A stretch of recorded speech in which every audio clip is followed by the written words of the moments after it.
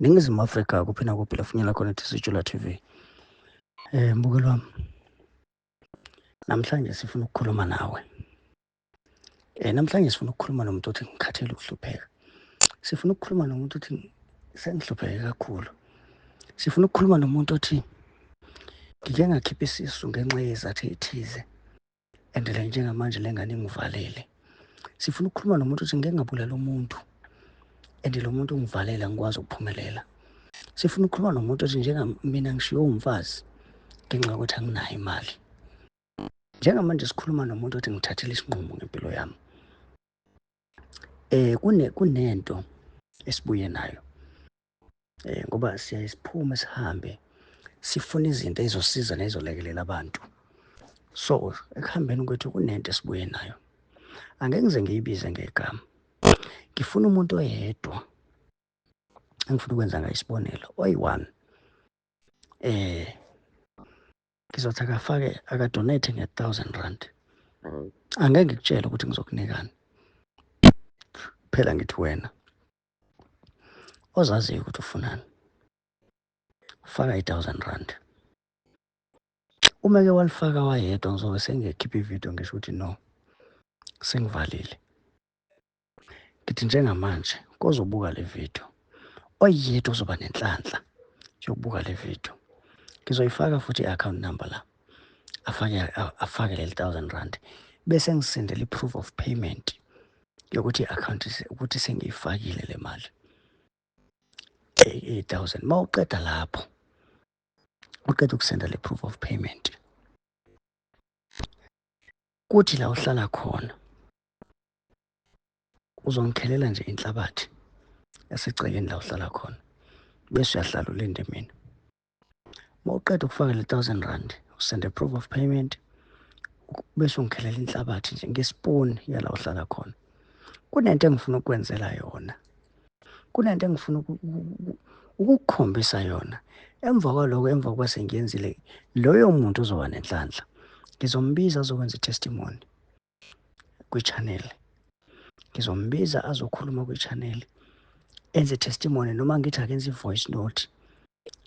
Azisho ukuthi ubani wakabani. Azosho ukuthi kwenzakaleni. Mbukele ngifuna umuntu oyi-1. Oyi-1. Ngizothi akafake R1,000. Ake sidluleke lapho siphinde sibheke la.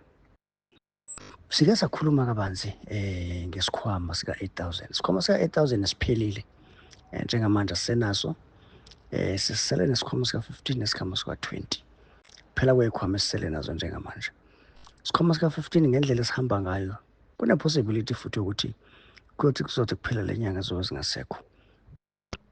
Asiyenze ke ilutho ayikho. Mase singekho suke singekho. Angikwazi ukukunikeza into engeyona ngoba ngithi angeke kuze ngisho ukuthi ayikho. Angikufihli mina ukuthi izinto engizilanda ngizilanda kubantu abathakathayo bangaphandle. Hayi labantu abagcwele la. Izinto engizilanda ngizilanda kubantu bangaphandle. Abantu engibaziyo ukuthi baliphethe ikhubalo lokuthakatha, baliphethe ikhubalo lokucebisa umuntu. So into mayingekho ngizokutshela ngithi le angisenayo. Ake siphinde silungise itshele imanga, itshela semazweni. Itshela semazweni belu 2.5 ngishilo futhi. Ngathi njengoba lu 2.5 ngizonika abantu abawu10. Emva kwalokho liyanyuka liya kwi-price yalo ewu8,000. Itshela semazweni izoba u8,000. Uma nje kwanele abawu10, angeke ngisho banga kasebelithathile kodwa uma kwanele abawu10 liyakhuphuka like R8,000. Mbukelo wami sifuna ukuthi uthi uhlupheka ube usho ukuthi yazi ngizenze mina. Nginikeziwe wonke ama-opportunity nganikezwa zonke izinto ezingenza ukuthi ngiphile. Sinama-risk esiwathathayo masiphuma siye emazweni siyolanda izinto. Abantu bangaphandle banenkolelo ukuthi South African umuthi.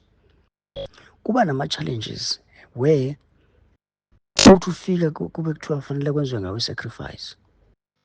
Izinto ozifakile emzimbeni kufanele zikutshele ukuthi no la akukho right. Chitheka shaya ikhona. Kuke kwaba nesigameko last year ubaba udokotela wake waphuma wahamba waya kwelinye ilizwe. and he was a victim, kwakufanele lapha kube khona into enziwa yona, kodwa wakwazi ukuphunyuka. So ama-challenges esibhekana nawo thina belaphi uma ngabe sifuna ukuyofunela nini izinto, bese uyafika wena uthi hey, into ethize iyabiza, ayikaze ingabizi into ezokusiza. So ngithi kumbukele njengamanje ohlele ekhaya ohluphekile, oyi-1 akafake 1,000 rand, khona into engizomenzela yona. Lowo nje ithongo lakhe lizomthanda limchuze, khona into engizomenzela yona.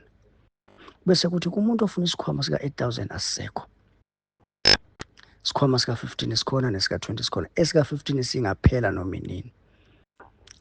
Ngakho-ke sithi uyazazi ukuthi ufunani, ufuna isigubhu sabathwa, isigubhu sabathwa sikhona, asihlale ekhaya, sifanele usithathe uyosigqiba ngaphandle. Sikhona-ke isigubhu esihlala egcekeni, khona uphondo likusiza etheni, liphinde likusize futhi uma ngabe uxakekile. Hlupheka-ke ngoba uyathanda. Asibonge.